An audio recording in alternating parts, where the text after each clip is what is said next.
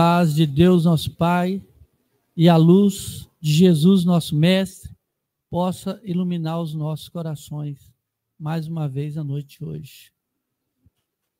Nós gostaríamos de iniciar os trabalhos da noite de hoje com agradecimento. Primeiro, a Deus pela oportunidade de estarmos reunidos.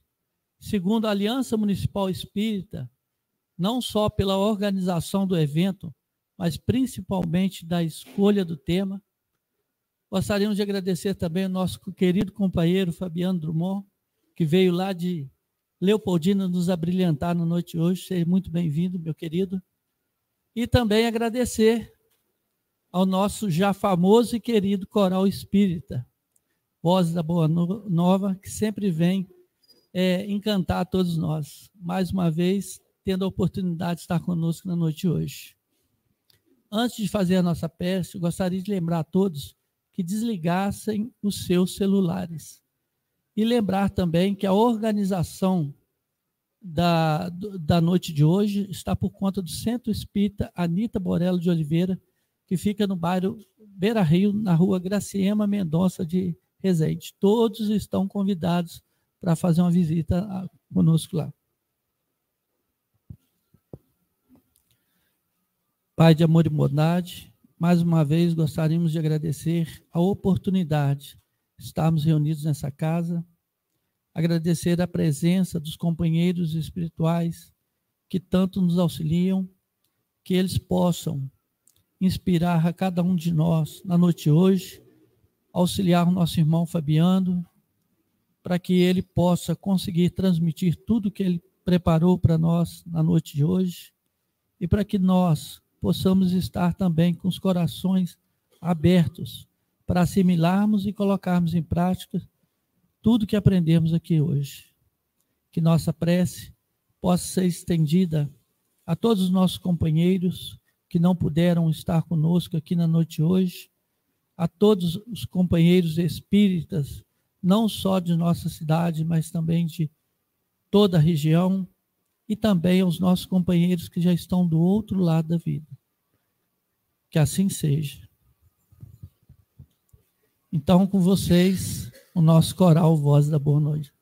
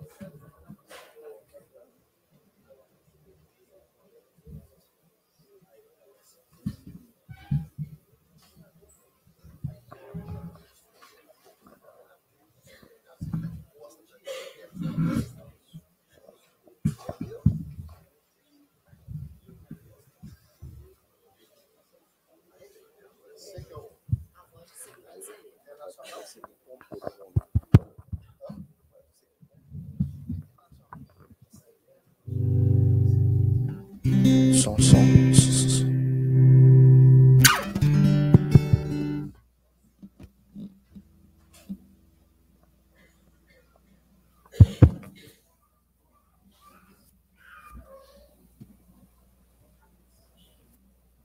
Boa noite a todos. Obrigada. Mais pertinho. Boa noite a todos. Está ouvindo aí, gente? Tá? Nós, do Coral Espírita Voz da Boa Nova, agradecemos muito a Casa Espírita Anita Borello de Oliveira pelo convite, né? Nós vamos, na noite de hoje, com a ajuda de vocês, harmonizar o ambiente para a palestra. Nós vamos cantar 3 músicas. A primeira vai ser O Amor de Jesus.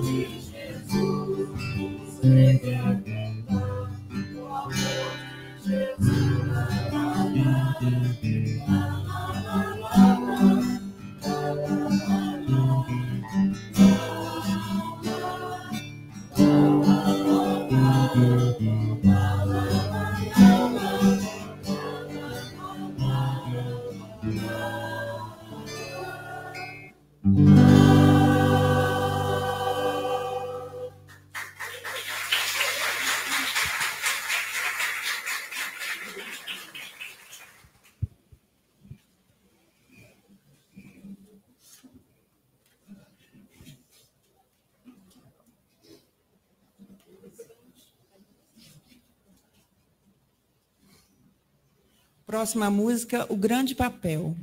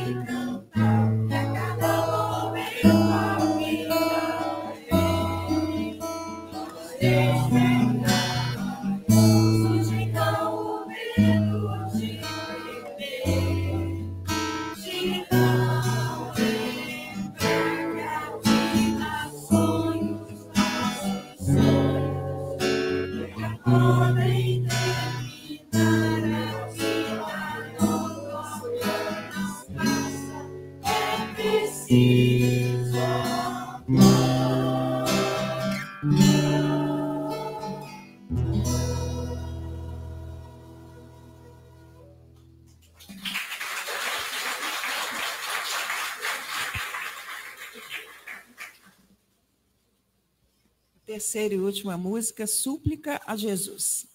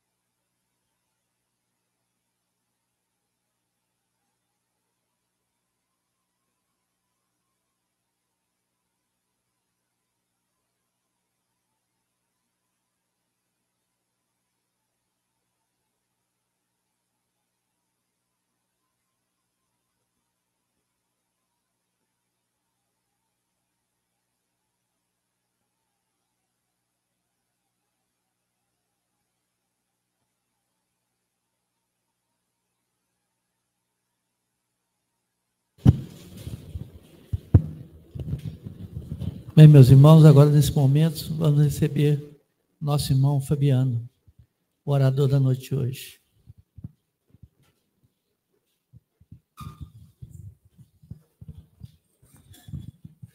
Obrigado, boa noite a todos. Que bom estarmos aqui, né? Sentindo a presença da equipe espiritual. E é uma informação que a gente sabe que o Cristo informou que onde estivessem 2 ou mais reunidos em seu nome, ele ali estaria. E nessa certeza que ele está aqui junto conosco, que nós vamos estar junto da equipe espiritual superior, que nos auxilia e nos dá a força para continuarmos essa marcha aqui reencarnados, que a gente vem confiante, sabendo que estamos em comunicação, em troca constante com a equipe espiritual que rege e que nos coloca no caminho do Cristo.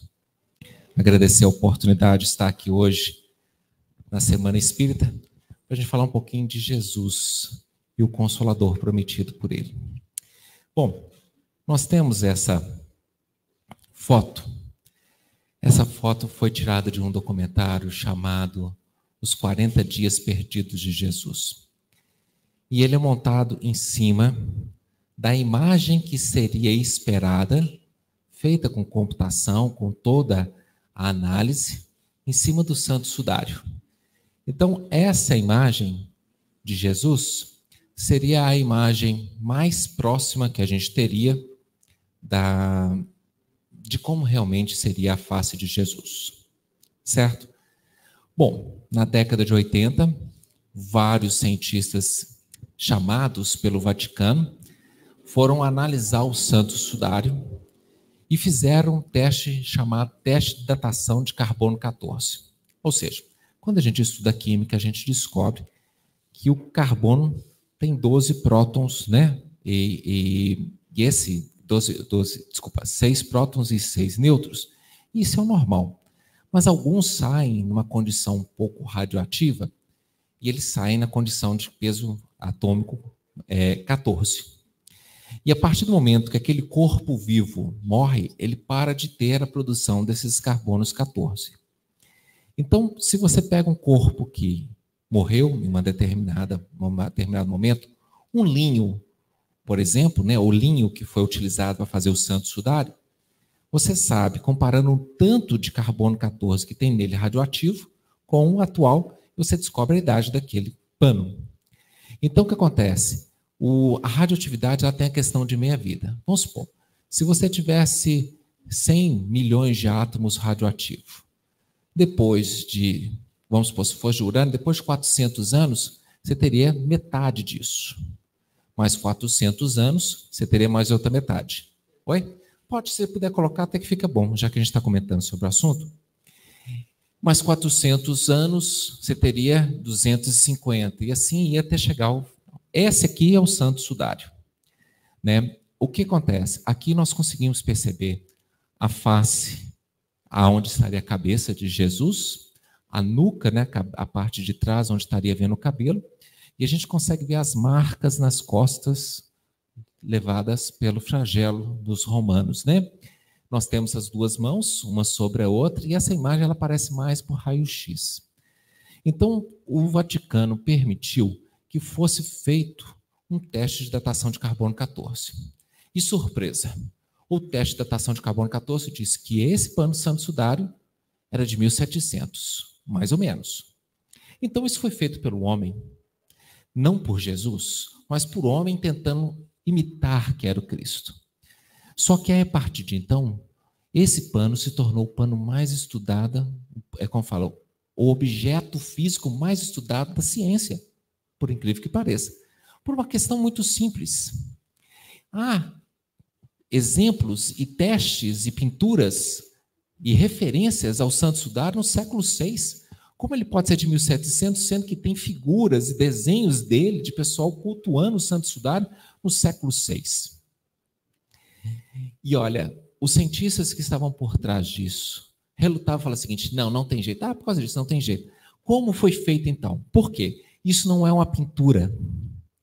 O linho que deu essa imagem aqui, ele foi queimado. ele simplesmente queimou. O que estava envolvendo, o linho estava envolvendo, dissolveu sim luz e queimou o linho, não nas primeiras camadas, mas nas camadas que estão abaixo. Então é uma coisa que mesmo com a nossa tecnologia toda hoje, nós não conseguimos replicar. Vamos fazer um santo sudário. Já que isso é falsificado, foi feito em 1700, vamos refazer um santo sudário. E não consegue, nem com toda a tecnologia. Mas é um segredo. E ficaram estudando para tentar descobrir qual foi o segredo que foi utilizado para fazer esse santo sudário. E assim foi.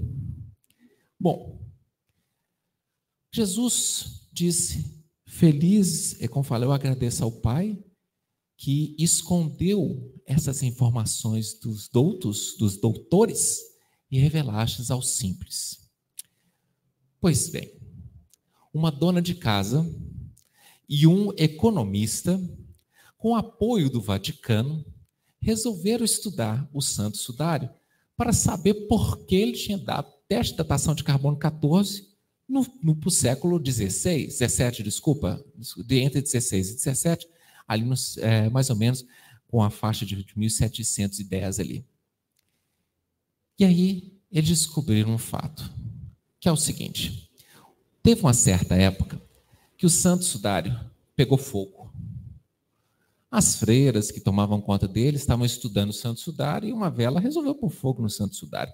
E nas dobras dele começaram a queimar. E eles conseguiram apagar o fogo. Só que aconteceu? Elas, para tentarem recuperar o Santo Sudário, elas fizeram uma coisa chamada trama francesa. Então, nos cantinhos, elas entraram com um novo linho.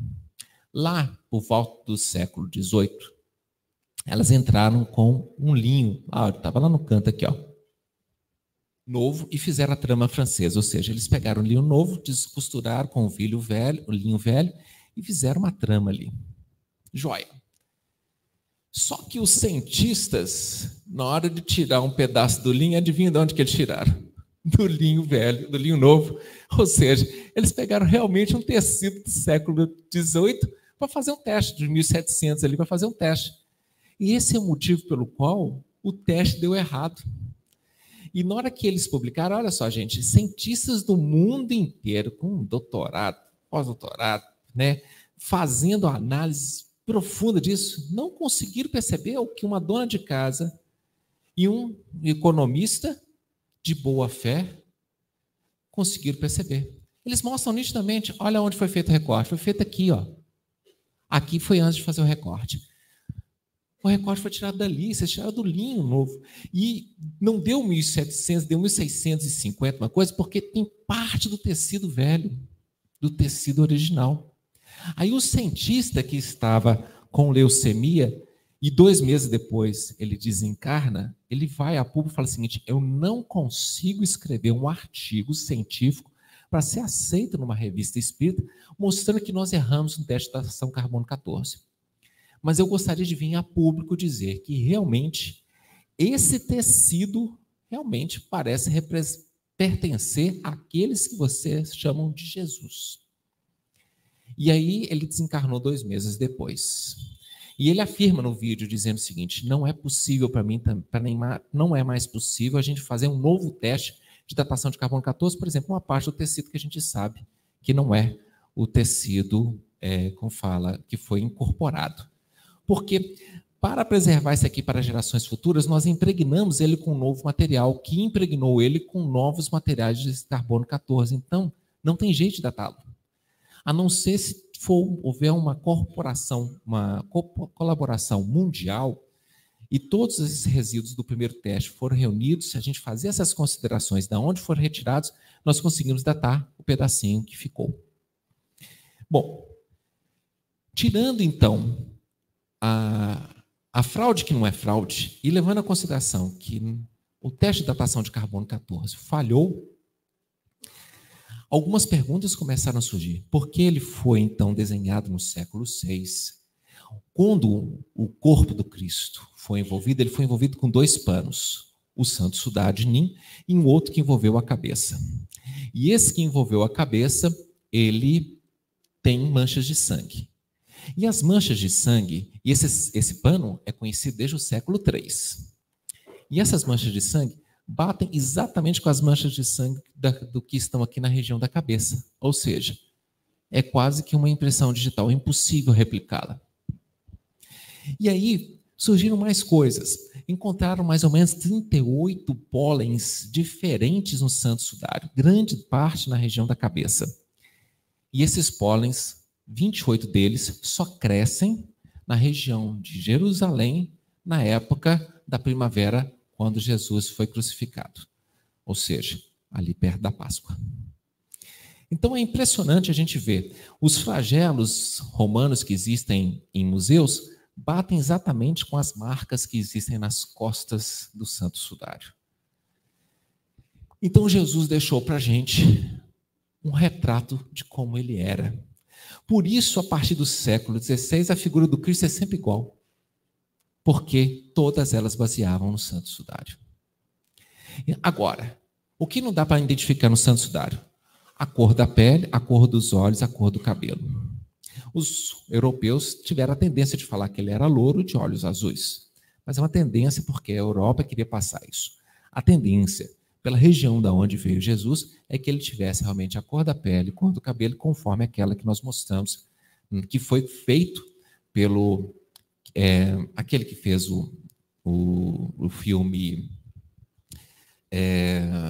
Titanic. Ele fez reestruturou e montou isso. Então, se alguém quiser ver no YouTube, está lá, do History Channel, está lá os 40 dias. James Cameron, ele fez os 40 dias perdidos de Jesus. Tá? Então, seria essa imagem. Não está dando muito para ver por causa da luz, mas, de qualquer forma, depois vocês vão ver. Esse aqui seria o encontro dele com Maria Madalena. Né? É um rosto que você olha e fala assim, não, realmente é um rosto que passa paz. Né? Bom, agora então, depois que nós trouxemos alguns dados científicos para poder a gente perceber que homem é esse que conseguiria fazer uma fotografia num tecido que passa 2000 anos, o tecido ainda está com a gente. E mais, o corpo foi dissolvido em luz ali dentro. Se ele não dissolveu em luz, pelo menos ele emitiu muita luz, ao ponto de queimar o tecido. Né? E essa marca não é de sangue, tá, gente? Aquelas marcas que a gente viu é de luz que queimou. Foi como se fosse laser que queimou.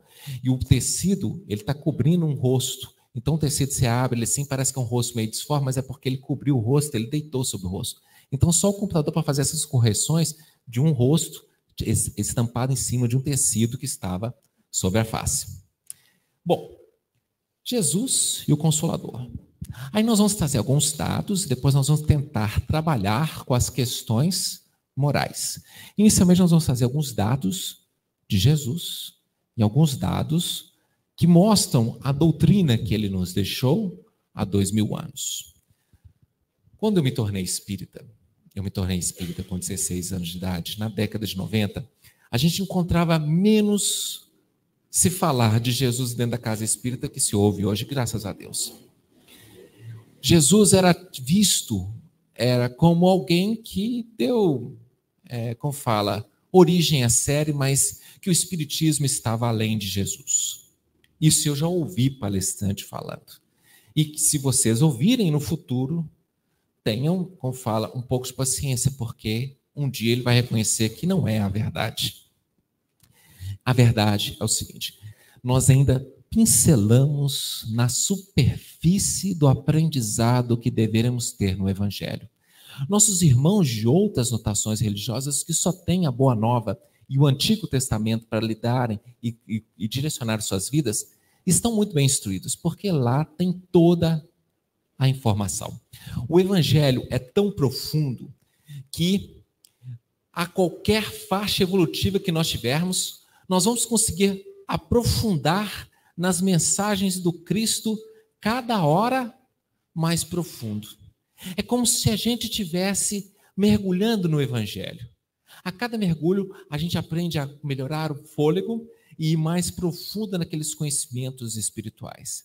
E digo mais, talvez daqui 3.000 anos estejamos ainda estudando o Evangelho em qualquer faixa evolutiva que nos encontramos. Os espíritos superiores, a gente observa um livro de André Luiz, que quando um espírito superior, que está morando inclusive em Júpiter, vem fazer uma visita aqui no pessoal de Nosso Lar, ele só se materializa do busto para cima porque já lá estava muito desmaterializado. E toda pergunta que se fala a ele pega pergaminhos e abre o Evangelho e lê uma passagem do Evangelho mostrando que a solução está conosco. Por que a gente não enxerga? Porque muitas vezes a gente fica preso ao homem e esquecemos de pegar o espírito que está por trás da palavra que esse homem nos trouxe. Jesus tem uma centena de codinomes na Bíblia. Você pensa o príncipe da paz e tudo, você vai olhando e você fala assim, nossa, quantos nomes ele tem? Quantas vezes ele foi referenciado no Evangelho? De formas mil. Passa só. Tá aqui? Ok. Tá. Obrigado. Bom, eu vou ter que apontar para esse aqui. Bom, nós temos uma passagem para mostrar que a reencarnação, que o difere um pouco a gente das outras religiões cristãs, lembrar que a reencarnação, e quem acredita em reencarnação é maioria no planeta Terra, tá? Os hindus que vivem na Índia, na sua grande maioria, acreditam em reencarnação e também não comem carne. Tem seus benefícios, inclusive, de não comer carne. É o país que tem o menor número de câncer por 100 mil habitantes. Então, não quer dizer que a gente precisa parar de comer carne, mas devemos reduzir. Nós estamos matando, como planeta Terra, 70 bilhões de animais por ano. Dá 2.400 animais mortos a cada segundo. E será que o nosso organismo foi preparado para comer tanta carne? E isso tem consequências. A Índia mostra que foi o menor número de... E olha, a higiene lá é mais, mais a desejar. Por uma questão cultural. Eles não são, vamos colocar, eles não têm a falta de higiene. Eles têm uma forma diferente de lidar com a higiene. Mas, de qualquer forma, foi um dos países que teve o menor número de mortos pela Covid e tem o menor número, vocês podem olhar no YouTube, o menor número de mortos por câncer. E eles acreditam em reencarnação. Eles não são cristãos, mas tem uma vida associada e pensando no karma que é muito bonita. Se a gente for analisar, uma das primeiras religiões que foram existir no mundo foi a religião védica, foram os Vedas, né? E os Vedas, eles têm ensinamento de 5.000 anos antes de Cristo. Por volta de 2.000 anos, 1.800 anos de Cristo, houve um compilado e lançou-se os livros dos Vedas, que são mais ou menos, acho que 8 livros, 4 ou 8 livros dos Vedas, que tem todo o conhecimento. Por volta de 3.800 anos antes de Cristo, teve o Krishna. Então, eles têm muito conhecimento espiritual lá naquela região, a gente pode afirmar com certeza. E nós temos 3 grandes religiões no mundo que têm, de certo modo, um braço e sente Jesus como nosso ou profeta ou salvador. Sendo os judeus, que têm Jesus como um grande profeta, os cristãos, que somos nós, que temos Jesus como salvador, e temos os muçulmanos, que têm Jesus como grande profeta. Então, o que acontece? Essas 3 grandes religiões, elas têm origem em quem? De certo modo, lá em Abraão. Então, são consideradas religiões abraâmicas, porque tiveram como braço Abraão. Nessas religiões só tem um Deus. E o que acontece? Toda a relação do homem para com com o plano espiritual acontece através de anjos. Então você não vai ter deuses, você vai ter anjos e Deus único. Então são essas 3 religiões, os judeus, os cristãos e os islamismos, os muçulmanos, que têm essa visão.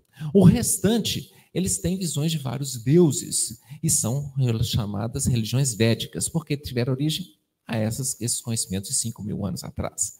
E essas religiões védicas, eles têm um Deus que é o Senhor mais poderoso ali, o Deus mais poderoso, e os outros deuses intermediários, que se a gente for analisar não é muito diferente de anjos, não. Bom, nós observamos que Deus, ele está presente no coração de todos, mesmo aqueles que não têm acesso aos conhecimentos espirituais, ele está presente ali. E Jesus mandou seus emissários para todos os campos do mundo. Nós não podemos dizer que só quem ouviu falar do Cristo será salvo. Mas você tem os chineses que tiveram Confúcio, né? E tiveram também Lao Tse. Nós temos os hindus, nós somos as duas maiores nações do mundo, né? Que tiveram os Vedas, né? Os conhecimentos védicos, e tiveram também Krishna. Nós temos a região da Europa que teve Sócrates, né? Ali no auge dos arianos ali da Grécia e Roma. Nós temos os judeus que tiveram Moisés e depois tiveram até o próprio Cristo. Então nós observamos que, de modo geral, o mundo recebeu informações. Tiveram também emissários na África, tiveram emissários aqui nas Américas como fala, colombiana, né? Pré-Colombo, né? Que também trouxeram, tiveram as suas informações e a forma de lidar com o plano espiritual. Nós sabemos dos nossos irmãos que vieram escravizados da África, como eles trouxeram conceitos e contatos com o plano espiritual impressionantes. Então nós podemos ter certeza que o Cristo estava presente em cada uma delas. Quer um exemplo disso confirmado por Emmanuel? No livro Coragem, nós temos uma passagem em que Emmanuel escreve assim: não cai uma folha de uma árvore que não seja da vontade do Senhor, como nos afirma Jesus. Bom, como nos afirma Jesus? Onde? E fomos procurar onde nos afirma isso. Sabe onde afirma está a frase: não cai uma folha de uma árvore que não seja pela vontade do Senhor? Está no Alcorão, no 6º capítulo deles. Acho que o versículo lá é o 35. E então Emmanuel comenta que ele foi escrito conforme nos diz Jesus, mostrando que Maomé também foi um médium do Cristo. Então Jesus encontra com Nicodemos. Isso está em João capítulo 3, versículo 3, aonde Jesus afirma: na verdade, te digo que não pode ver o reino de Deus senão aquele que renascer de novo. Então Jesus mostra a necessidade da reencarnação, que aqui são escolas sucessivas e que nós vamos viver nessas escolas, aprendendo todos os dias. Mas não é por isso que nós vamos perder a oportunidade da reencarnação presente. E nós vamos tentar, até o final do estudo, entender por que nós não podemos perder essa reencarnação presente. Sabe por quê? O Brasil é o quê? Vamos lá, coração do mundo, pátria do evangelho. O que faz um coração no nosso corpo? Bombeia. E por causa do coração vai sangue para tudo quanto é lado, não vai? Quer dizer, isso dentro do corpo, né? Ir para todo lado, aí você vai no médico, né? Assim. Mas o que acontece? Então, o que é o sangue? Esse conhecimento religioso. Ele vai ter que ser bombeado pelo mundo inteiro. Então, talvez, depois que a gente desencarnar, nós não vamos bater fisicamente o passaporte, vou pregar lá na África, vou pregar na Ásia. Nós vamos bater o passaporte depois que desencarnar. Ô, Fabiano, que tal você voltar para o seu grupo original, que eles estão esperando você lá, para poder falar um pouquinho como você aprendeu o evangelho à luz da doutrina espírita lá no Brasil. Você aprendeu? Olha, eu não sei se aprendi muito não, mas aprendi cada marchinha de carnaval que vai ficar muito bom. Então, nós não podemos perder essa oportunidade, porque a oportunidade está aí para todos nós, porque esse conhecimento, gente, como disse no livro Os Mensageiros, um espírito comenta com André e fala o seguinte: eu tenho a impressão que o céu se abriu e uma luz do alto trazendo o espiritismo trouxe o espiritismo para a terra. E se não fosse a minha fé em Deus, eu acharia que o espiritismo chegou demasiado cedo. Porque quando nós sabemos, nós temos também a obrigação de fazer além do que aquilo que a média faz. Eu sou igual a todo mundo faz, eu faço até um pouquinho melhor. Eu estou bem na fita, né? Mas calma lá. Nem todo mundo tem o conhecimento que a gente tem. Será que nós estamos, na verdade, acomodados porque a gente olha para todo mundo e não percebe que podemos movimentar? Tem um experimento que eles fazem assim. Eles pegam todo mundo e colocam dentro de uma sala de aula. Avisa para todo mundo, o professor sabe, todos os alunos sabem, menos um. Eles dizem assim: olha, vai começar a surgir uma fumaça lá fora, um fogo. Vocês fazem conta que não tem nada, está sob controle. Mas o aluno que vai chegar aqui, fulano de tal, ele não sabe. Nós vamos ver a reação dele. Então, o que acontece? Na hora que eles começam a fazer a prova, está todo mundo concentrado na prova, começa a subir aquela fumaça, o fogo começa a aparecer na janela. Aí o aluno, que não sabe da história, começa a ficar incomodado. Ele começa a ficar incomodado, ele olha para cada um, está todo mundo fazendo a prova do jeito que tem que fazer, ele olha para o professor ali sério, olhando alguma cartilha lá. Aí ele olha para o fogo, olha para todo mundo e volta a escrever. Não teve ninguém que falou assim, gente, está pegando fogo, todo mundo vai evacuar o recinto. Não teve ninguém. Sabe por quê? Porque é assim que a gente se porta sendo espírita. A gente sabe das necessidades de mudança, das necessidades de utilizar o bisturi da introspecção interior e olhar para quem somos. E a gente não faz isso porque ninguém faz. Está todo mundo parado ali, olhando o fogo, não fazendo nada. E olha, gente, por incrível que pareça, isso é mais comum do que acontece. A estatística diz que 4% só da humanidade, de modo geral, sabe tomar alguma atitude em caso de crise. 81% espera alguém dar uma dica. E 15% entra em desespero. Que não sejamos os desesperados e nem sejamos aquele que espera alguém dar um recado. Que sejamos aquele que está dentro dos 4%. E sabe o que faz a diferença entre a gente estar nos 4%, 81% ou 15%? O que faz a diferença é a pergunta que eu faço intimamente.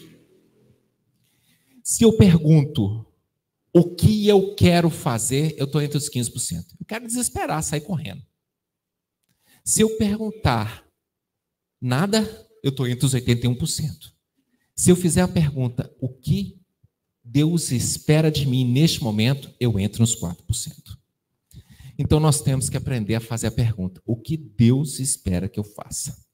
Nicodemos foi procurar Jesus, mas num dia à noite, mostrando que ele ainda tinha dificuldade de querer aceitar essa nova verdade. Foi procurá-lo num dia à noite. E teve essa resposta belíssima, que existe reencarnação. Como pode um homem velho voltar novamente ao ventre de sua mãe? Nossa, se você, que é um doutor da lei, não sabe disso, quanto mais que está aí um conhecimento junto de vocês, fariseus, que chama Cabala, que é, de certo modo, muitas coisas lá do Espiritismo. Nós não precisamos estudar Cabala porque nós temos o Espiritismo. Se a gente não tivesse o Espiritismo, valeria estudar Cabala, porque a Cabala, ela mostra muitos desses conceitos, inclusive, sobre a reencarnação. Então ele fala, se é doutor da lei e não sabe disso, então é uma coisa importante a gente saber. E aí nós observamos o quê? Que Jesus fala sobre João Batista. E Jesus fala sobre João Batista naquele capítulo onde ele convida e chama todos nós para o jugo suave. Vinde a mim todos que andai cansados e fatigados, e eu vos aliviarei. Pegar meu jugo, que é suave, e meu fardo, que é leve. Isso significa, com uma outra passagem, a passagem do perdoai 70 vezes 7, porque Pedro pergunta, Senhor, quantas vezes devo perdoar? E qual é a resposta? 70 vezes 7. Mas quem é bom de matemática, não fique preso no 490. Né? Uma mulher foi procurar o Chico. Chico, meu marido me atormenta 2, 3 vezes por dia. E todo dia eu o perdoo. Eu já o perdoei 1.500 vezes. Mas Jesus disse que a gente deve perdoar só 490. 70 vezes 7, 490. Então eu já cumpri o que Jesus disse. Eu não preciso mais perdoar meu marido. Aí o Chico virou e falou assim, ele ficou meio, e agora, o que eu respondo, né? Aí ele falou assim, o Emmanuel está lhe dizendo que você não cumpriu o que Jesus disse. Como não? 1.500 vezes para 490. Jesus pediu para perdoar 70 vezes 7 cada ofensa recebida. Aí pronto, é infinitamente. Né? E aí o que acontece? Logo depois Jesus conta sobre a parábola do credor incompassível, que é aquele credor que deve 10 mil talentos. Gente, eu fiz as contas, 10 mil talentos representam 6 mil dias de trabalho. Isso dá 30 anos de trabalho. 6 mil dias de trabalho. E eu pus o preço do salário mínimo ali, 10 mil talentos dá por volta de 2 bilhões de reais.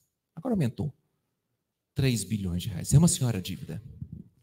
Esse devedor diz, eu não tenho como dever, então eu vou te vender tudo até quitar a dívida.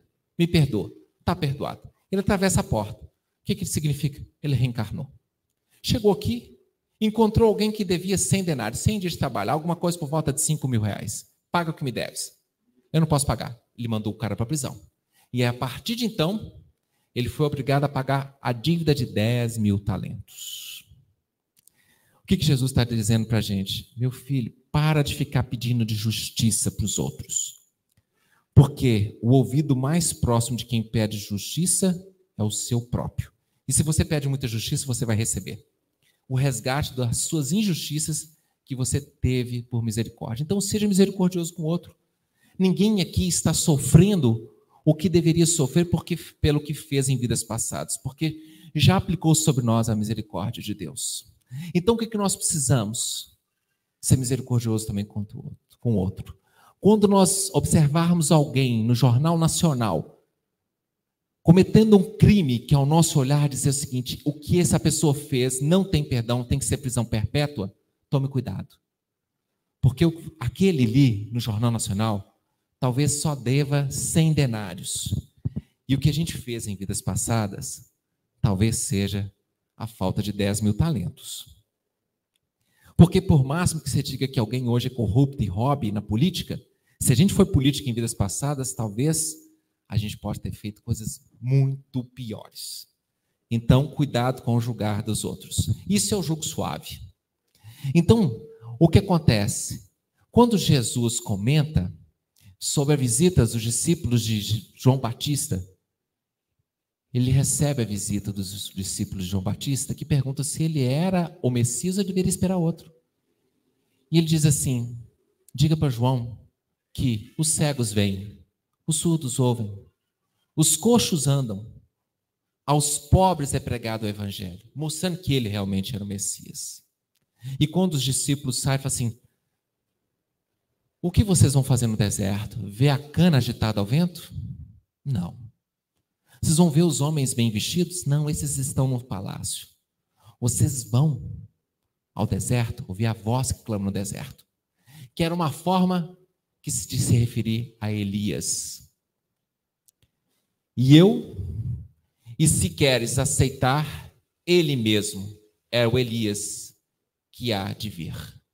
O que tem ouvidos de ouvir, ouça. Mas para a gente ter ouvidos para ouvir, a gente precisa ser igual a dona de casa e o economista que descobriram a falha de todos os outros cientistas não conseguiram descobrir no teste de datação de carbono 14 do Santo Sudário. Temos que ter a simplicidade no coração. Não achar que somos demais. Eu sou doutor. O que é isso? Né? Você sabe com quem você está falando? Né? Orgulho da nossa parte. Se a gente é doutor nessa vida, é a graça de Deus que nos deixou estudar demais. Mas não é para a gente achar que a gente é melhor do que ninguém. Porque numa dessas que a gente percebe assim, estava na nossa vista. Ficou mal para a gente, né?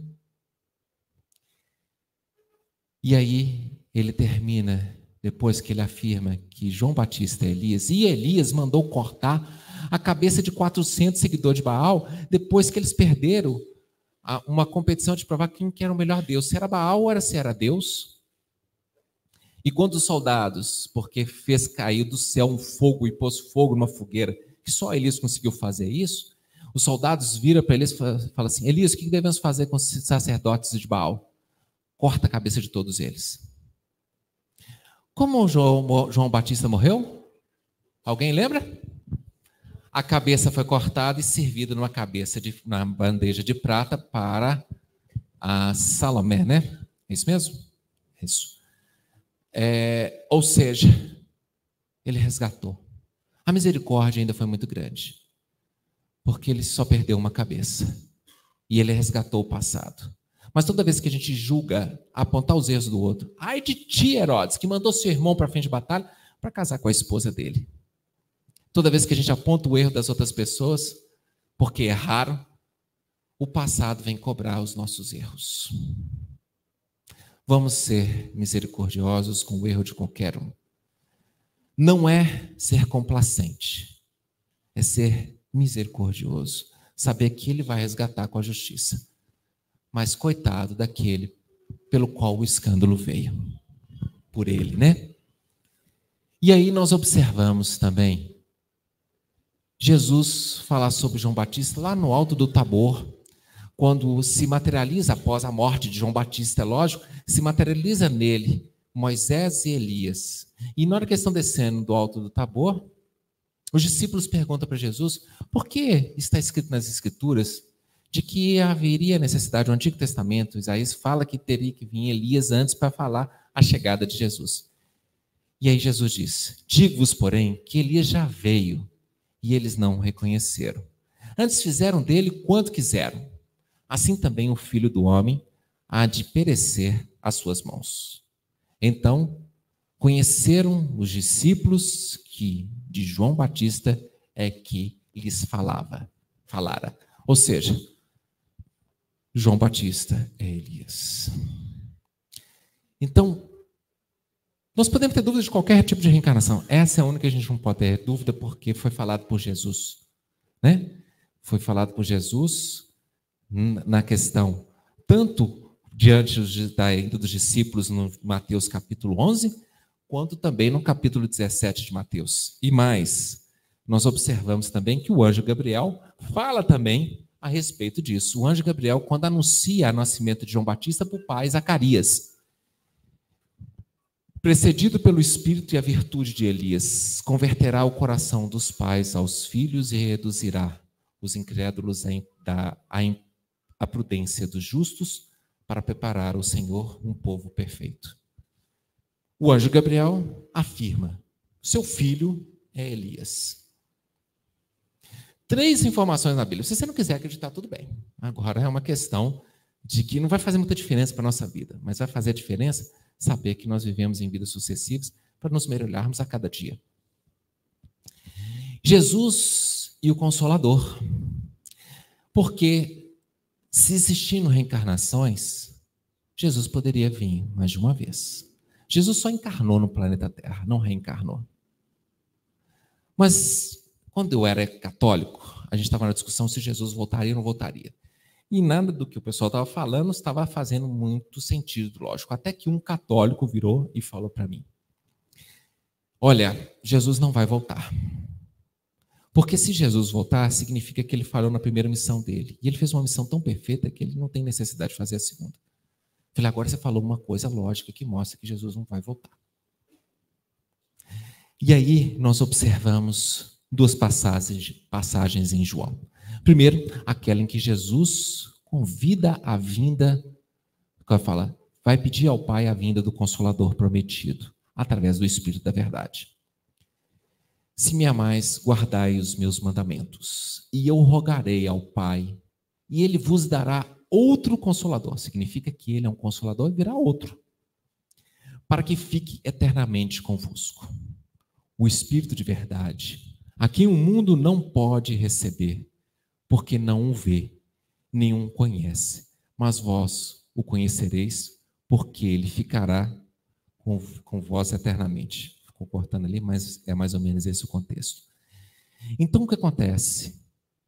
Para ficar com a gente eternamente, só se for Espírito.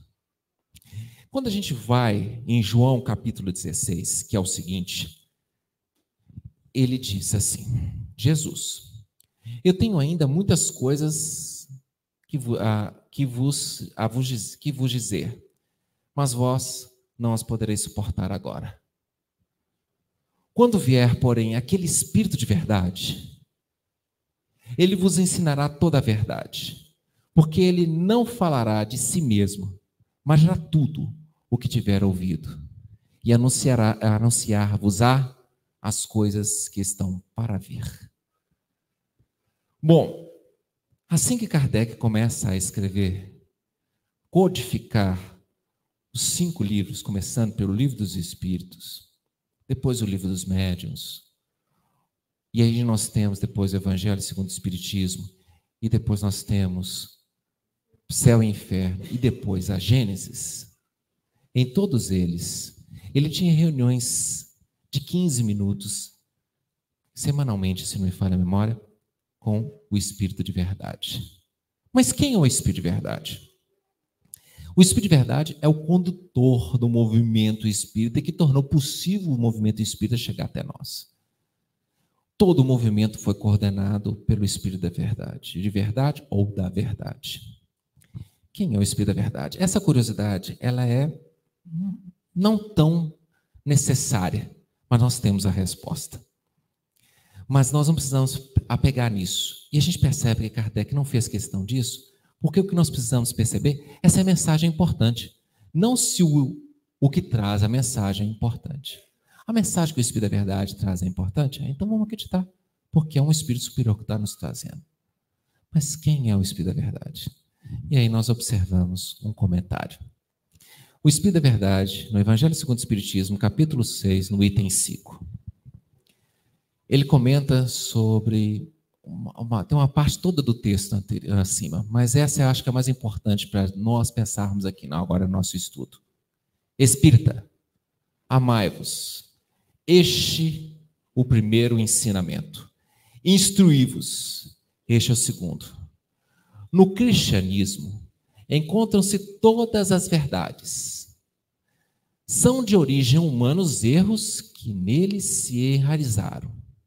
Eis que do além-túmulo, que julgáveis o nada, vozes clamam, irmãos, nada perece, Jesus Cristo é o vencedor do mal. Sede os vencedores da impiedade. Está suscitando para a gente sermos os vencedores da impiedade, porque a impiedade se encontra em nós. Nós temos que mudar essa nossa forma de lidarmos com o mundo. O Espírito da Verdade, ou o Espírito de Verdade, pediu, em primeiro lugar, para a gente se amar. Então, nós temos que aprender a colocar o coração nos nossos relacionamentos espíritas. E, em segundo lugar, pediu para que a gente possa se instruir. Nós precisamos nos instruirmos. Isso que nós estamos fazendo aqui, nos instruindo. Mas toda vez que nós nos instruímos e aprendemos com esses grandes, como o nosso Mestre Jesus, nós somos obrigados a mexer intimamente e mudar o caminho, mudar o rumo na direção do bem.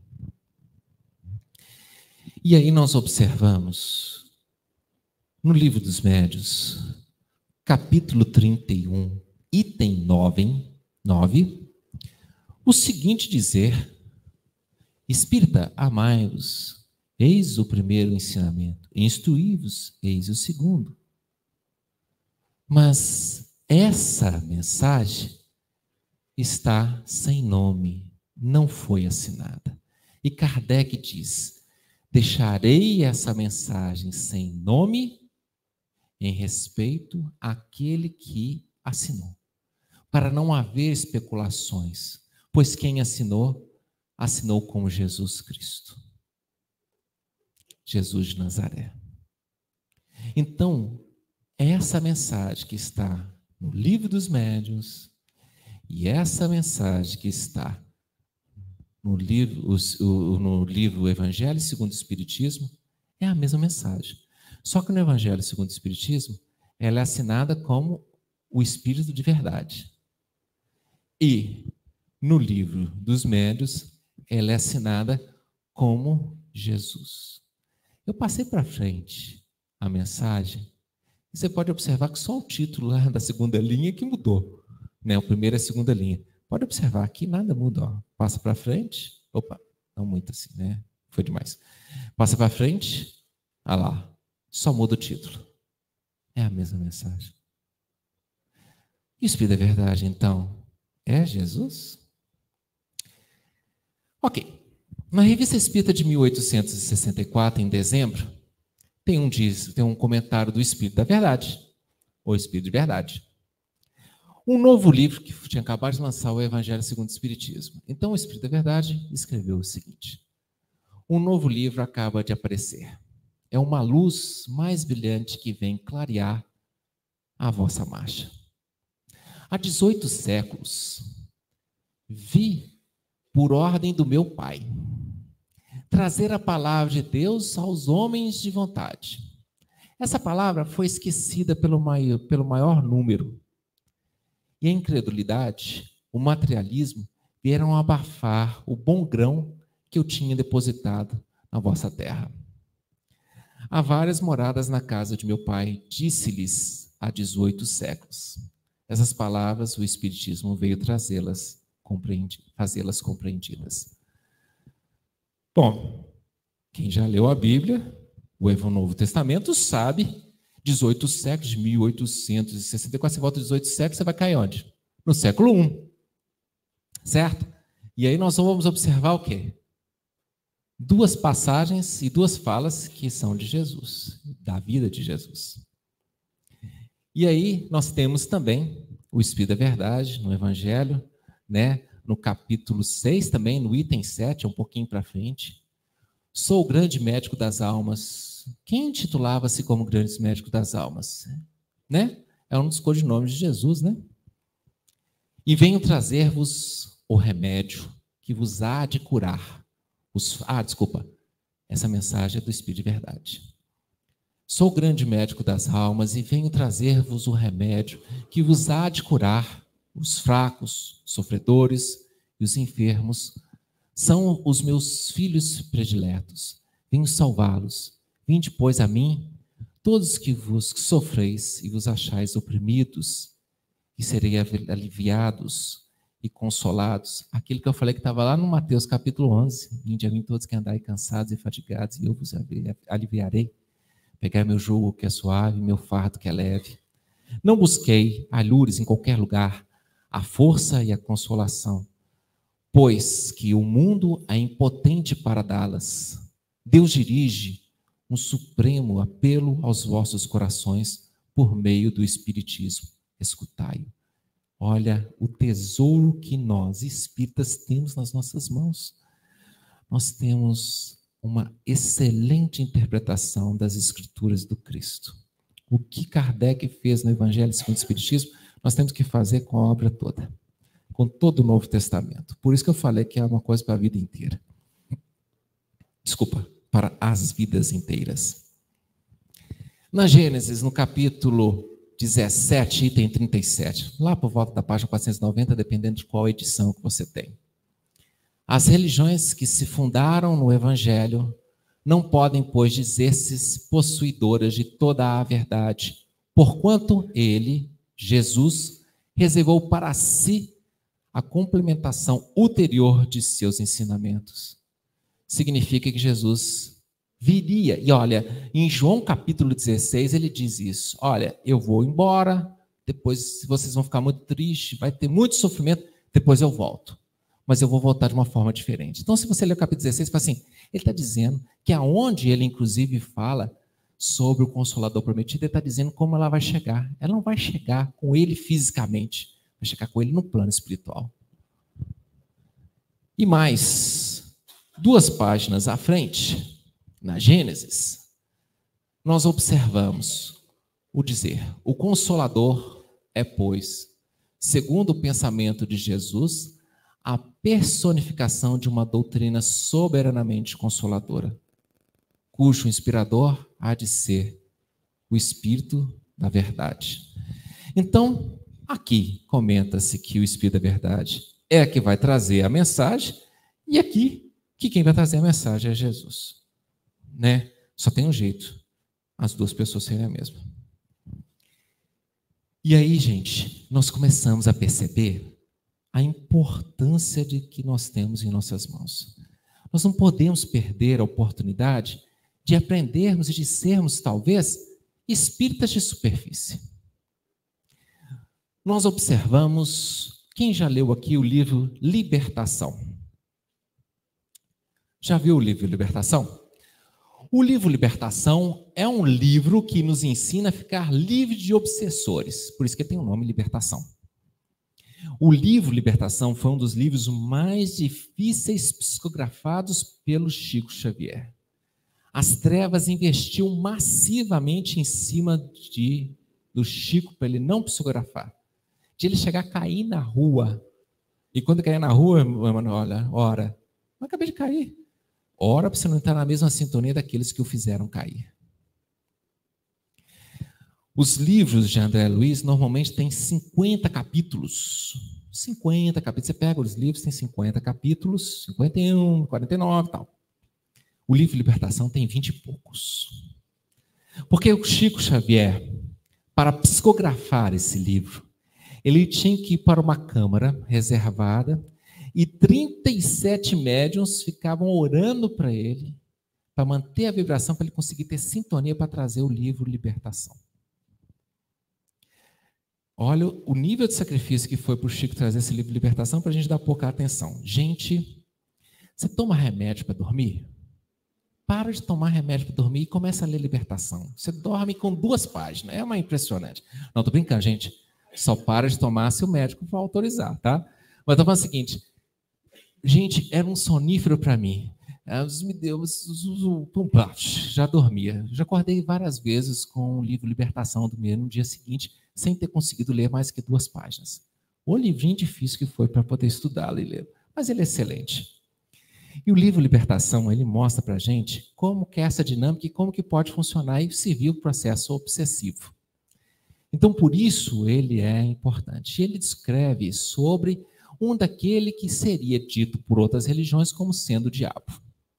Só que, no livro Libertação, ele tem um nome. Ele é chamado de sacerdote das trevas. E esse sacerdote das trevas ganhou um cunho religioso. Sacerdote. Ele foi um papa. O Papa Gregório. Qual foi o Papa Gregório? Não sei, porque teve 3 papas Gregórios, mas um dos papas Gregórios, foi que começou a Inquisição. Eu tenho a impressão que deve ser esse, mas não tenho certeza. A mãe do Gregório orou por ele 400 anos para conseguir tirá-lo dessa condição. Isso que é amor de mãe, tá? A gente fica assim, nossa, meu filho está na juventude, tem 3 anos que está me dando trabalho, né? No caso, foram 400 anos. Isso que é amor de mãe. E aí, já que vocês ficaram curiosos, vou deixar para depois vocês lerem o livro Libertação, mas vou dar uma dica. O livro Libertação, ele mostra como que funciona o processo obsessivo. E o processo obsessivo, ele funciona da seguinte forma. Primeiro, eles estão obsidiando uma moça. E aí, o pai de vidas passadas dessa moça foi lá ajudá-la para poder tirar daquela condição. Mas ele entrou inicialmente como se fosse obsessor. E aí ele pergunta para o Saldanha, que é o obsessor, chefe daqueles 35 obsessores, agora 38, porque tinha o André Luiz, o Gúbio e acho que é o Hilário. Os 3, né, que estavam ali, na verdade, para auxiliar. Ele fala assim, por que vocês estão obsidiando essa jovem? 35 obsessores. Não, isso aqui é porque o Gregório quer e outra coisa. Nós estamos obsidiando ela para afetar o pai. Por que vocês não obsidiam o pai? Porque o pai é um juiz que mantém a rotina. E não tem jeito de obsidiar alguém que mantém rotina. Ó a dica. Não serve para mim, eu não tenho você que tem rotina. Mas assim, se a gente tem rotina, a obsessão não bate. Estou indo para o serviço. Passa em frente ao bar. Para tomar uma cerveja. Eu tenho que trabalhar. Disciplina. Como que a obsessão trabalha? Não tem jeito. Né? Agora, quando eu sou indisciplinado, para aqui, ó, é rapidinho. Pronto. Agora vai pegar todo mundo aqui. É só 15 minutos analisando o Instagram. Mas eu tenho que estudar um negócio para o domingo lá. Só 15 minutos. 15, 30, 2 horas. Se nós somos disciplinados, não. Se eu tenho 15 minutos, na hora que acabar os 15 minutos, eu paro. Põe para despertar. Estou dizendo que o Instagram é das trevas, não, tá, gente? Eu estou só dizendo que a perda de tempo em coisas que não trazem nada de bom, nada de útil e nada de verdade é das trevas, independente de qualquer nome que a gente queira dar. Agora, lógico que tem gente que vai estar vendo palestras espíritas no Instagram, então não estou dizendo que é o Instagram, não. É o direcionamento que eu estou dentro dessa questão da internet e outras coisas mais. Então, o que acontece? Eu usei com o Instagram, mas tem outras redes sociais aí também, né, para a gente poderia ter usado como exemplo. Então, o que a gente percebe? A gente percebe que o juiz do livro Libertação, ele mantinha a disciplina. Eu não faço isso a não ser em tal horário. Eu não faço isso. Como que você faz a obsessão numa situação como essa? Né? E aí tem uma outra passagem. E quando o marido dessa moça que está obsidiada com 35 obsessores recebe a sugestão do Google para que ele pare como eu falo, para que ele leve no centro espírita. Há uma intervenção e levam no charlatão. E os espíritos inferiores conversam com o charlatão, com o guia espiritual do charlatão antes, prometendo ele, inclusive, umas férias num lugar muito legal. Bom, a gente imagina que por ser trevas deve ser umas térmicas, né? Estou brincando, tá, gente? Mas assim, era um local que era para divertir. E ele falou, mas quem vai cuidar do meu tutelado? Não, pode deixar, que quando você tiver, a gente põe o outro para tomar conta. Você vai estar de férias, mas vai ter alguém para cuidando do seu tutelado aqui. O que ele precisa fazer? Olha, é simples. Na hora que perguntar se o problema dela é problema de saúde ou é problema de obsessão, você diga que é de saúde, que é um problema patológico. É só isso? É. Então tá bom. Mas como que ele faz para convencer o marido? Ele dá todas as informações. Olha, seu número de CPF é tal, você mora em tal lugar, sua mãe diz isso para você uma vez, você falou não sei o quê, e aconteceu isso na sua vida, conquistou o marido. Aí vem a pergunta capital. O que minha esposa está tendo? Ele já tinha confiança agora no médium. O que minha esposa está tendo? É físico ou é uma questão espiritual? Não, isso é físico. Pronto. Já não teve mais necessidade de levar no centro espírita. É físico. Então mostra que a espiritualidade inferior, quando quer conquistar a gente, usa até coisas extremamente profundas que nos convencem de que estamos caminhos certo, apesar de estarmos no caminho errado. Isso fica aí o alerta para as fake news. As fake news fazem a mesma coisa, né? Se o livro Libertação fosse escrito hoje, eles iam envolver as obsessões de encarnado para encarnado através das fake news. Tome muito cuidado. Sabe por que tomar muito cuidado? Porque tudo a gente tem que ponderar, pensar e refletir. E se a gente tiver calma e tranquilidade, a gente descobre as grandes falcatruas ali por trás. São, às vezes, verdades, como Kardec comenta no capítulo 33 do Livro dos Médiuns. Se você acredita em fake news, por favor, leia o capítulo 31 do Livro dos Médiuns. Principalmente o termo mensagens apócrifas. Porque uma fake news é uma mensagem apócrifa. Leia lá e ele vai te explicar como ficar livre disso. Ele fala ponderar, porque às vezes, é o que acontece no Libertação. Coloca uma verdade, coloca alguma coisa e no meio daquela verdade inculta uma ideia preconceituosa, um ódio, uma raiva. E aí que está o problema. 90% da mensagem pode trazer coisas certas. Os 10% é o que eles querem incultar na cabeça das pessoas. Tome muito cuidado com os 10%. Tá bom? Pode acreditar nos outros 90%. Mas aqui errou. Isso aqui está contrário ao Cristo. Deixa isso de lado. Nós já estamos caminhando para o final do nosso estudo, do nosso bate-papo aqui. Então, o que a gente percebe? Que essa mensagem que veio há 2000 anos, veio de um espírito, que toda vez que eu olho Jesus e me coloco no lugar de Jesus, eu diminuo a qualidade daquela mensagem.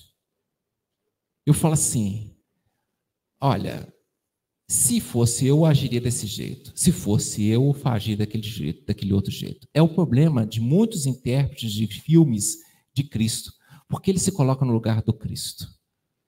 E como seria a atitude dele? Só que vamos pensar aqui um pouco.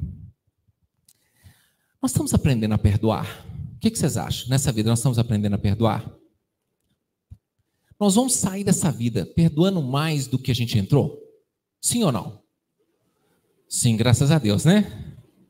Nós, inclusive, sabemos que nós temos que produzir frutos. E esse tempo de produzir fruto é uns 3 anos. Nós já vamos comentar por quê, uns 3 anos aí. Mas, e em vida passada, a gente perdoava? Talvez sim, né?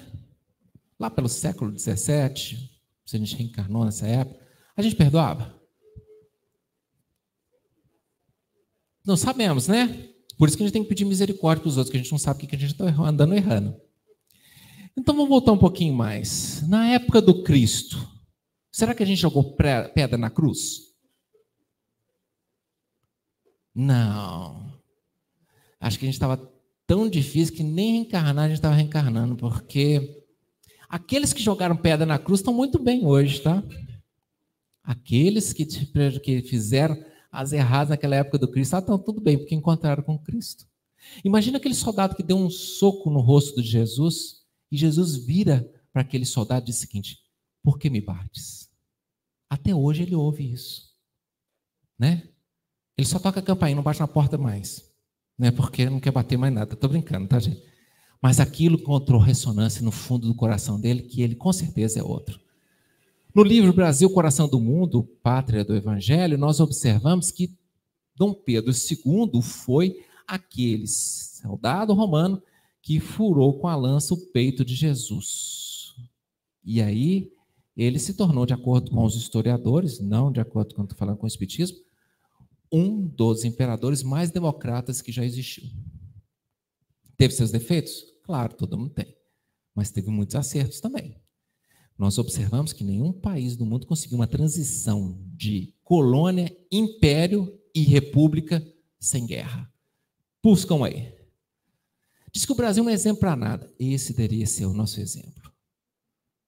Nenhuma colônia conseguiu conquistar a independência sem guerra. Nós conseguimos. Mas erramos com a Guerra do Paraguai. Mas é um pequeno detalhe. Estou falando um pequeno detalhe porque a gente tem que olhar as coisas boas que nós fizemos. Não só as coisas ruins, não. Erramos com a escravidão. Erramos. Mas acertamos em uma série de outras coisas. Nós temos que vangloriarmos de sermos brasileiros, de pertencer a uma pátria que conseguiu fazer essa transição sem guerra. Nós somos um povo pacífico. Lógico que, de vez em quando, devido a uma hipnose coletiva, nós observamos raivas e ódios surgirem. Como na atualidade nós estamos observando muito ódio, onde o mundo se dividiu em metade que é partidário, no caso da liberdade, e metade que é partidário da igualdade. Qual lado está certo? Os dois, desde que eles tenham fraternidade. Mas o que um lado não olha para o outro é a fraternidade. Então, os dois acabam estando errados. Quer estar certo? Quer. Então, seja alguém partidário da parte de liberdade, com fraternidade no coração. Seja alguém com o lado de igualdade, com fraternidade no coração. Se você, com igualdade, aprender a lidar com quem preza pela liberdade, tendo os dois fraternidade, nós vamos conseguir o título da como fala, da questão lá da queda da Bastilha na França, que a França assumiu liberdade, fraternidade e igualdade. Não nessa ordem, acho que é fraternidade por último. Então, gente, esqueça os olhos no campo político. Quem preza pela liberdade está querendo o bem do Brasil. Quem preza pela igualdade também quer o bem do Brasil. Então, o espírita, ele não tem que ser de direita nem de esquerda. Ele tem que ser de cima, olhado para cima. Porque aí nós não vamos errar. Se você acha que o caminho é a igualdade, tenha respeito por aqueles que pensem de forma diferente de você. Se você acha que o caminho é a liberdade, tenha respeito por aquele que pensa diferente de você. E, acima de tudo, não aceite ninguém incultar ódio na vida de vocês para alguém que pensa diferente. O que pensa diferente é nosso irmão. Jesus veio aqui para salvação, não veio aqui para perdição. Não veio aqui para gerar a divisão. Ah, não. Jesus disse que veio trazer a divisão. Mas a divisão que ele veio trazer é uma divisão diferente. É a divisão aonde ele coloca o que é certo e o que é errado. Não vim trazer a paz, vim trazer a espada. Porque toda vez que a gente encontra o evangelho do Cristo e começamos a olhar para o nosso interior, nós não encontramos muita paz, nós encontramos uma ferramenta para lutar contra as más tendências, é uma espada. Jesus excomungou a figueira porque não tinha frutos, mas não era época de frutos.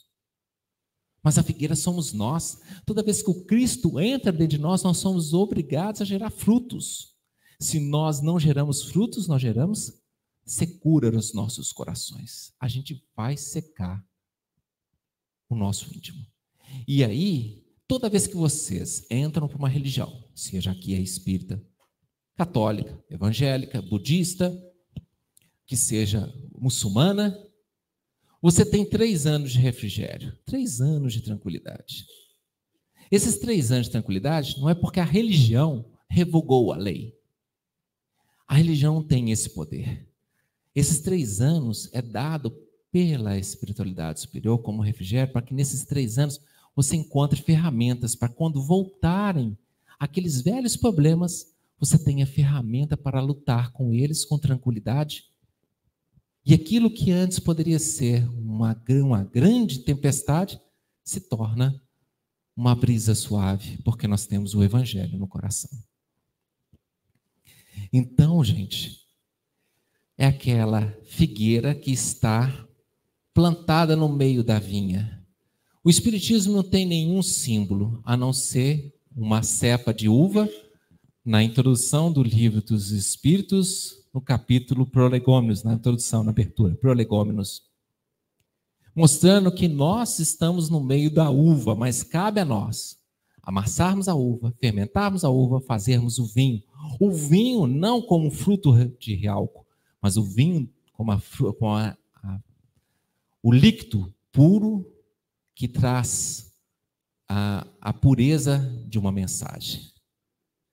Então, aquela vinha que somos nós estava no meio, quer dizer, aquela figueira que estava no meio da vinha, não produzia fruta há 3 anos. Chega o senhor da vinha e fala o seguinte: vamos cortar essa figueira, ela não produz figo há 3 anos.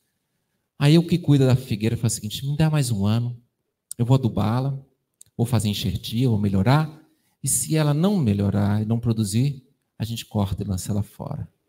Somos nós, quando estamos entrando para um movimento religioso, somos convidados, nesse momento que entramos para um movimento religioso, a produzirmos fruto, mesmo que não seja a época de frutos, para que a religião não nos seque. Porque se amanhã a gente deixar o Espiritismo, porque frustramos no Espiritismo, ao quem e ao que nós vamos recorrer? O Espiritismo, gente, voltando àquele assunto, quando a gente desencarnar, nós vamos fazer, provavelmente, a mudança de países, de localidades onde reencarnamos, para levarmos o Evangelho para outros lugares. E aí nós vamos mostrar realmente o que nós aprendemos. Vamos ter uma certa facilidade para aprender o português. Não sei porquê, eu tenho dificuldade para aprender inglês, francês, mas o português eu tenho uma facilidade. Eu estou escrevendo a gente na próxima vida. Eu tenho uma facilidade para entender o português. Caiu na minha mão, caiu no meu colo aqui um tal de espiritismo, de um tal de Allan Kardec, tem também uns livros aqui do Chico Xavier, mas que impressionante, tudo que fala aqui, eu já acreditava. Aí você vai poder levar o Evangelho à luz da doutrina espírita nas nossas próximas reencarnações. Porque o Espiritismo não vai ser a religião do futuro, mas vai ser o futuro das religiões. Então nós vamos nascer, de repente, como muçulmanos e vamos conseguir ver no Alcorão a beleza que Jesus colocou lá, através da mediunidade de Maomé. Nós vamos ler, né, a filosofia de Confúcio lá na China e vamos conseguir ver a grandeza do Senhor também que Cristo colocou nas filosofias de Confúcio. E assim vai por todos os lugares por onde viermos a reencarnar. E aí nós vamos ver as religiões mudando. Porque quando o Espiritismo chegou no Brasil, a religião católica rezava a missa em latim virada para o público. Você não consegue nem ler os lábios. Imagina então que nível de concentração. Meu pai gosta de falar, não sei se está certo, não, porque meu pai foi coroinha, ele gosta de falar uma frase, que ele diz assim: Mater tua malaburra est. Ele falou que essa frase é em latim. Parece que eu estou xingando a mãe de alguém, né? Mas disse que a frase é: sua mãe come maçãs maduras. Eu falei: é difícil você ouvir uma missa em latim se você não sabe o que é que você está ouvindo. Os sons podem parecer familiares, mas a gente não consegue pegar a essência. Então se torna uma coisa vazia. Foi o Espiritismo chegar no Brasil, nós observamos que ela auxiliou nossos irmãos católicos. Eu já vi pregações de pastores evangélicos que falam assim: isso é Emmanuel. A gente acha que o irmão só fica aqui para poder intuir a gente, né? Não, intui também os bons pastores, intui os bons padres, quando eles nos estudam as obras do Chico Xavier, porque a gente sabe que estuda. Então, para finalizar, o que nós temos para dizer para todos nós? Nós não sabemos quanto tempo ainda teremos aqui, encarnados, na personalidade que hoje carregamos. Podem ser dias, anos, décadas, em algumas situações até séculos. Não sei se vocês viram, já fizeram remédios que fazem nascer dente, outros que fazem a pele rejuvenescer 30 anos, remédios que não como fala, ter deficiência do DNA. Nós observamos um paciente brasileiro que está usando um tratamento revolucionário, que teve muito, inclusive, dessa questão do RNA mensageiro que a gente teve com o aprendizado com a Covid, mas é um pouco diferente até, que as duas estão sendo aplicadas, em que ele estava 13 anos com câncer e foi mandado para casa para poder ter os paliativos para desencarnar em paz. Resolveram fazer o teste de pegar o tumor, levar para o laboratório, treinar as células imunológicas do próprio corpo dele para identificar o tumor como problemático, reaplicar as células imunológicas nele, ele reeducou todo o corpo dele, identificou o tumor como inimigo, em 1 mês ele redimiu o câncer de 13 anos. Isso é o futuro nosso. Então, talvez, século, por que não? Aí, antes do nosso desencarne. Então, vamos aproveitar esse tempo que nós não sabemos quanto teremos, para perceber a luz viva do Cristo, interpretadas a lógica da doutrina espírita, presente em nossa vida, transformando o homem velho que somos, a mulher velha que somos, em corações novos para o Cristo, libertos, para podermos afirmar vitoriosos um dia. Porque vamos começar com tudo me é lícito, mas nem tudo me convém, como Paulo afirmou. Depois a gente passa, já não sou eu mais que vivo, mas o Cristo que vive em mim. Para depois, no futuro, a gente começar, daqui bilhões de anos, poder afirmar vitoriosos: eu e o Pai somos um só. O que a Terra está passando agora está tudo certinho. Existe bilhões de galáxias, trilhões de galáxias, com bilhões de estrelas cada uma delas. E todas elas têm planetas, e os planetas também passam por processo de prova e expiação para a regeneração. Então pode ficar tranquilo, os espíritos sabem como fazer um planeta de prova e expiação virar a regeneração. Está tudo nos eixos. Mas Jesus está esperando a nossa contribuição nessa jornada. Muita paz.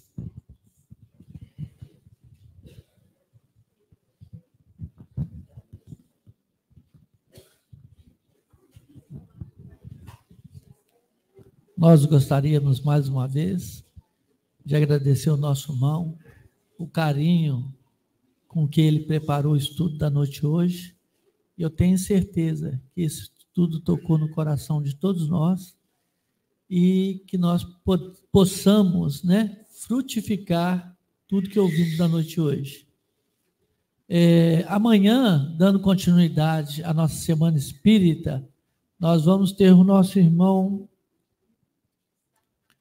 Gustavo Ramalho, de Conselheiro Lafayette, tá? E a direção dos trabalhos vão ser dos nossos companheiros do Grupo Fraterno Antônio dos Passos. Nós vamos fazer a prece de encerramento, mas eu gostaria de pedir a todos que permanecessem sentados, que logo depois nós vamos ter um sorteio de 2 livros, tá ok?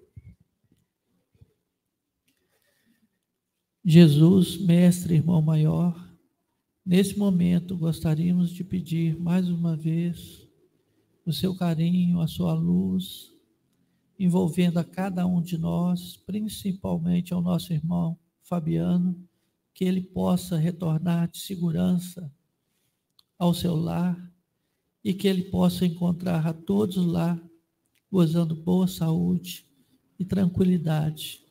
Que também os nossos lares nesse momento possam ser pacificados com todos os nossos familiares que lá se encontram e que nossa casa interior possa ser também igualmente pacificada. Que essa prece possa ser levada às esferas superiores e que elas possam retornar em chuva de bênçãos a todos nós aqui presentes, encarnados e desencarnados. Que assim seja. Nós vamos continuar abusando aqui do nosso companheiro Fabiano, pedir ajuda a ele mais uma